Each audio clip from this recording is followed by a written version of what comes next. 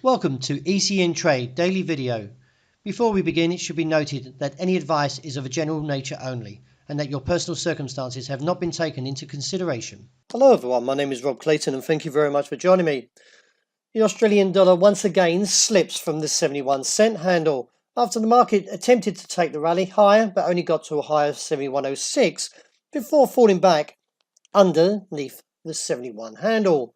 Yesterday, the Consumer Price Index, or the CPI, missed its 0.5% forecast and extended by 0.4% instead for the quarter.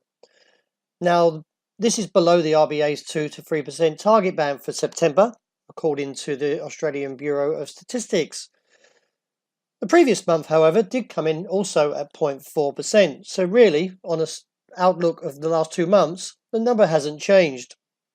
Now, with the market backing away from 71 cents, does look back towards the region of 70.45 and this rejection from 70.20.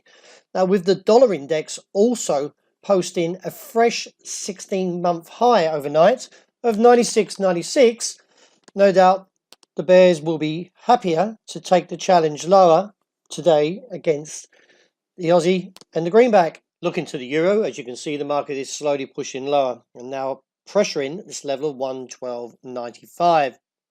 It is assessed a break beneath there would give further exposure to the downside and look towards the region of 111.60 and reassess from there. With the risk to the fact that the dollar index has now exceeded its target of 96.85 after posting a high of 96, it does suggest that further upside potential for the US and a break most probably of 112.95 to give the exposure of 111.60. Now, I have extended my target to 110.50. So let's see how the market plays in the next 24 hours with the resistance area now seen around 114 figure 35 as the downtrend, as you can see here, but with an ADX trend still strengthened as a trend indicator, does suggest that further risk will emerge to the euro on the downside. Well, the market did take a challenge to the upside and got towards the region of close to 113.65 and backed away. Since the rebound off 111.45, my view hasn't been overly confident on dollar yen, but nevertheless, I have seen a target towards that region. Though slipping back underneath the 113 handle would need to recover today.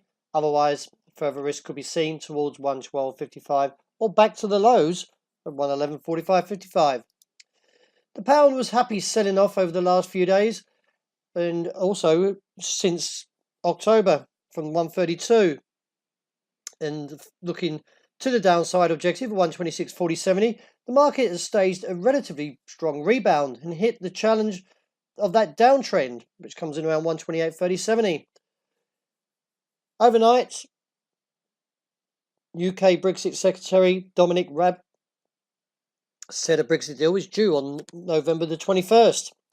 His comments made in a letter to Hilary Benn, which chairs the Parliament Committee on Brexit, did give a bit of a bullish response.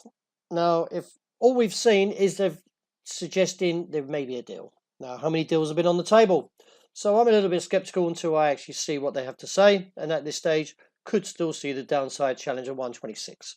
Later today we have the Super Thursday, which is the Bank of England rate decision, which is widely expected to remain unchanged. Along with this, we do have the inflationary report to be read also from Mark Carney, the Bank of England governor.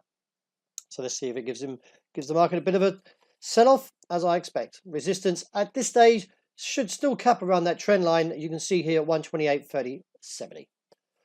Well, gold took a further tumble overnight, and since the peak of around 1,243, with the cap at 46.50, as the market reached its target last night of 1,212 after posting a low of 11. With nearly $12 off the value, the market is still respecting this break level of 12, and I do need at least see a rebound today.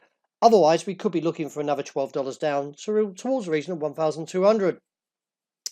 Resistance at this stage, 18 to 22. And rounding off with oil, well, the market has reached my target of $64 a barrel. After overnight, the market plummeted to a 2.5-year low, and also to the fact it's lost 11% in October, or red October it's now being called. So I'm looking to take my position back towards the $64 region, with the resistance at this stage seen at 65.40. Well, that wraps up for today. Thank you very much for joining me, and as always, look out for the intraday report, and I hope you enjoy the rest of the day that's ahead.